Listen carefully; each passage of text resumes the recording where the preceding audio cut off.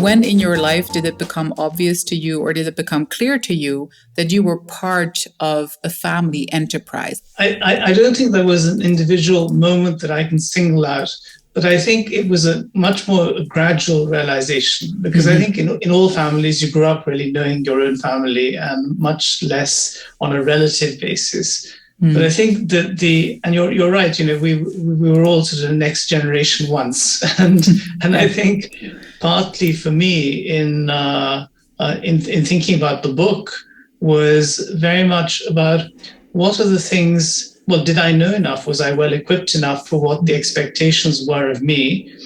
And what was I given with generosity and spirit by the family, but what did I need to get from elsewhere? Often, in fact, not realizing that I was trying to fill some gaps in, but just actually by going on my own journey.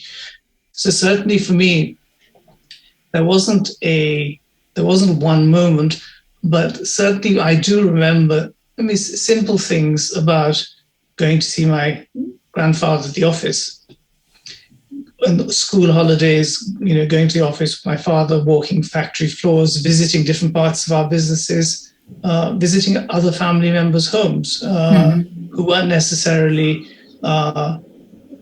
close relatives, but were part of the family. So it was I would say it was an introduction to what it meant to be a member of this family. Did you ever become aware at any point in time that there was an expectation linked to this towards you, or did your family not put that kind of a pressure on you?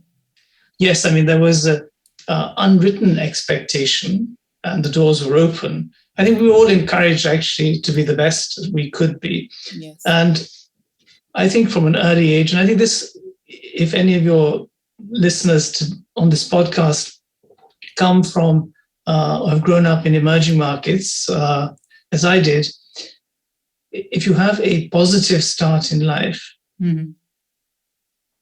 the duty that comes with it, whether it's something your family is expecting you to do or not, is almost secondary. You cannot avoid noticing the needs the society has. Right. Do you think it's easier for next gens to find the purpose when they come from this kind of a context, simply because the needs are much more urgent? Or do you feel the struggle for family members is the same as from, in other more institutionalized economies? I think that if you grow up in emerging markets as opposed to the industrialized world, there are daily things that you'd see need addressing. So your agenda will probably be more shaped by your immediate environment. Whereas if you're sitting in a different part of the world, in the industrialized world, where some of these issues, while they still exist, are more remote. What made you write the book now, and how was that experience for you? The pandemic brought a system shock for which no one was prepared. And I think it also was a time of reflection for many families around the world, because of lockdown, suddenly spending more time together, and actually thinking about the interdependence of health and wealth. Everyone that I know was more aware of their mortality than ever before. So actually, people started to realize, if the music stops, what happens? And nobody's plans, however well organized and structured they are, and however well advised they are quite where they should be.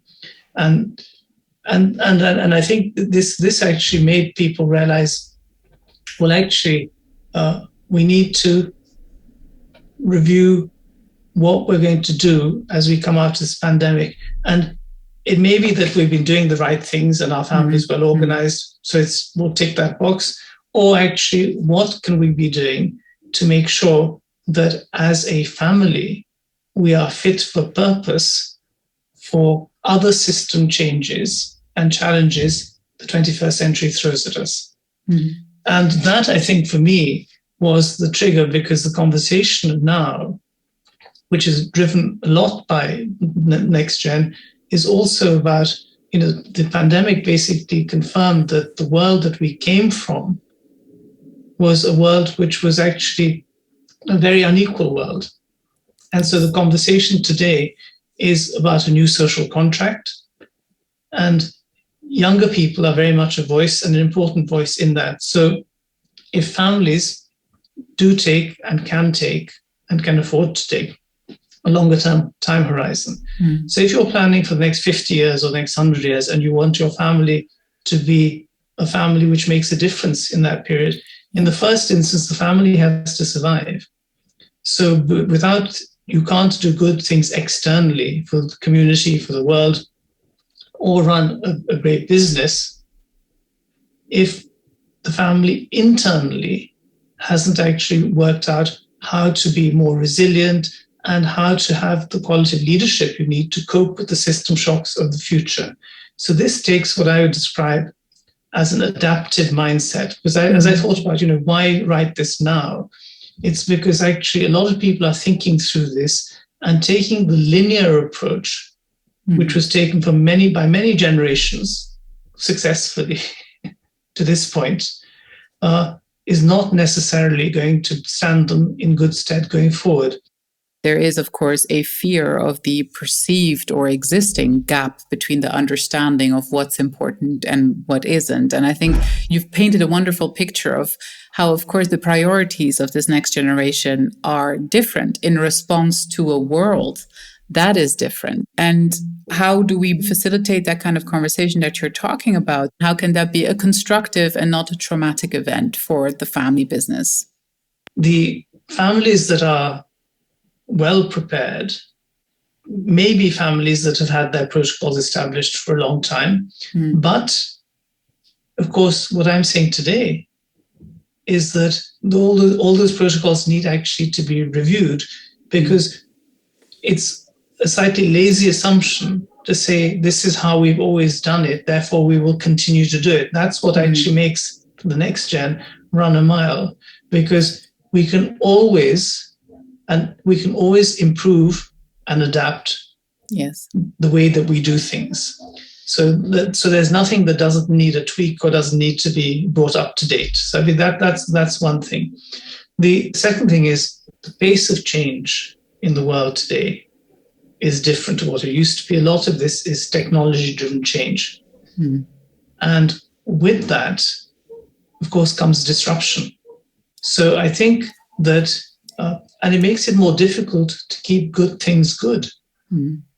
It makes it more difficult to keep a reputation, because there are many more stakeholders now in family ecosystem than perhaps there were when the world moved at a slower pace. So I think let's just look at where we are, and let's understand the opportunities, the threats, the challenges, and decide how we want to continue to play and do what we do. If you think that volunteering in your local community school is what you want to do, great. If you want to build a global partnership and with an ambition to do things on a scale, fantastic. But don't shrink from it. Find your voice, find something that has resonance with you. So it's a win-win in a sense. What's interesting, though, about, I think, the next generation that we're facing now is that I has much more ways of expressing itself. Is that a recipe for disaster to really become a next gen in the family business? Is that compatible? What do you think? I'm a great believer in the open architecture world. By creating some element of choice and also thinking about the development needs of next gen members and the education and training, which would encourage them to engage with the family business, but also come to it with relevant skills and be prepared and able to contribute. Many next gen men and women that I've talked to often don't feel they've earned it. They don't feel worthwhile. And I think part of that is how do you make people feel worthwhile? Well, focus on creating a skill. You mentioned before, you have that next gen that goes out and might not be staying outside for 25 years like you did, but gets that experience in.